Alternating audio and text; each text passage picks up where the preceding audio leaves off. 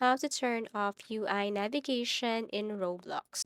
So let's just say you are now playing a game and you're trying to run, jump, or you do some movements here, but suddenly you stop moving and you don't know the reason why.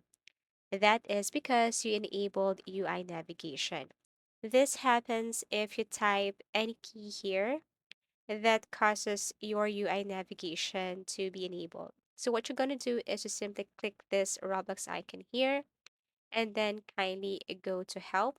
And as you can see here, this one is the reason why you enable your UI navigation. So this one is the backslash. Okay, so what you want to do is to simply click resume. And then here, you just had to simply press backslash symbol. So once you press it one, then you can now start moving. Okay, so the next time that you run or you jump or you do some movements here and then suddenly you enable again this UI navigation, what you want to do is to press this backslash symbol again. But it is not always a backslash symbol. Sometimes it depends. Okay, but for me, I enable it because I press this backslash symbol. So press it back again to turn off UI navigation. Thank you for watching and see you again in our next tutorials.